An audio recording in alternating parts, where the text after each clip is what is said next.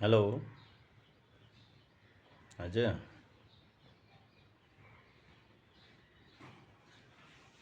आज त म निक्लिन पाउँदिनँ है। बुढी घरै बस्छ, बच्चाहरू हुन्छ। कति जिद्दी गरे सधैँभरि तिमीले भने हुन्छ त। ल ल म कोसिस गरौँ न, तर अहिले भाइ होइन। अब आज कसरी जाने होला, एउटा केही न केही उपाय त लाउनु पर्यो। अब पठाउ दर्ता गरे भन्छु म बुढीलाई, अनि त्यसपछि त सबै कुरो मिल्छ। बुढी नि कहाँ गई? ए बुढी के हाल है? ओहो सरसरमा आज मैले बाइक पठाउमा दर्ता गरेँ नि बुढी, थाहा छ?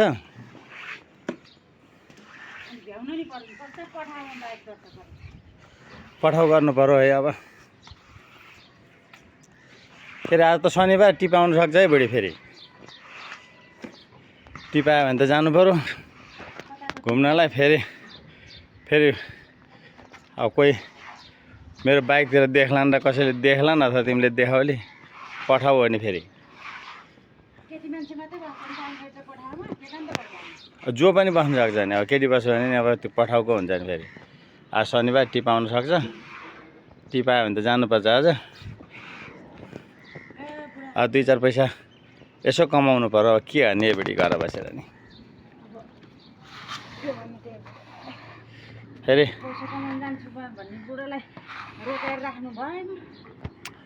कतै हिँडेला, फेरि बुढीले चाहिँ अफिस जाँदा अब के गर्ने, गाह्रो छ। सिसिटिभी सबैतिर सिसिटिभी बुढीले हेर्छ। कतै बाइकमा चढ्या देख्यो, कतै पार्कतिर देख्ला र फेरि ऊ होला नि, त्यो जहाँ भन्यो त्यहीँ लगिदिनु पर्यो। गाह्रो छ। अनि पठाऊ लगिदियो भने यस्तो जाने लग्दैन।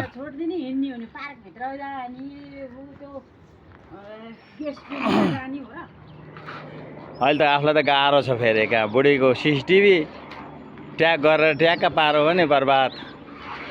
त्यही भएर पहिल्यै भनिराखेपछि आनन्द। जहाँ लगिदियो भन्नु त्यहीँ लगिदिनु परेन भने